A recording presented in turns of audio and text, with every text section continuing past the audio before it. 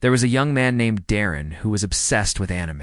He collected posters, DVDs, action figures, and even wore cosplay costumes to local conventions. His greatest dream was to own a life-size anime figure of his favorite character, a warrior princess with shining armor and flowing hair. He had seen pictures online of collectors who had these massive figures standing proudly in their living rooms. And he wanted one more than anything. One night, while scrolling through a website that claimed to sell limited edition merchandise, Darren spotted what looked like the perfect item. The listing read, "Authentic life-size figure of warrior princess, limited stock order." Now the price was high, but not impossibly high, and the picture showed a stunning figure that looked as tall as a real person. Darren did not hesitate. He clicked buy now, entered his credit card, and waited with excitement for weeks. He dreamed about the figure arriving. He cleared a special corner of his room, moving his bookshelf and computer desk aside to make space. He told his friends that soon they would see the crown jewel of his collection. Some of them teased him, but Darren did not care. He imagined himself walking into his room and seeing the towering figure greeting him every day. Finally, the package arrived. Darren rushed to the door expecting a massive box.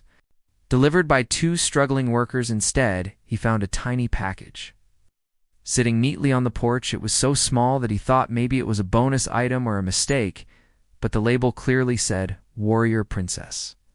Life size figure." His hand shook as he ripped open the box. Inside, nestled in bubble wrap, was a perfectly crafted figure, but it was only 6 inches tall. Darren stared in disbelief. He compared the figure to the photo on the website and realized the cruel trick. The advertisement had used the words life size had been written in small print, followed by the words relative to collectible scale. He had completely missed that part. Darren groaned loudly. He had spent nearly all his savings for what amounted to a fancy toy soldier-sized figurine. He placed it on his desk next to his computer and sighed. It looked beautiful, yes, but it was not towering or impressive. It was tiny, fragile, and absurdly expensive. His friends came over that evening, expecting to see a giant figure in his room. When he showed them the 6-inch toy, they laughed so hard that tears rolled down their faces. One said, "Wow, Darren, that warrior princess is really intimidating, maybe if you squint."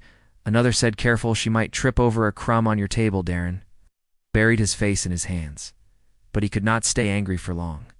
The little figure was at least well made, with fine details on the armor and the flowing hair. He eventually admitted it was kind of cute. Still, he could not shake the sting of disappointment. Determined not to let it happen again, Darren wrote an angry email to the company demanding a refund. They responded politely, but refused to return his money. Since the description had technically been accurate, he learned the hard way that words like life size on the internet did not always mean what they seemed. As weeks passed, the tiny figure became a running joke in his group of friends. They called it the Queen of the Desk.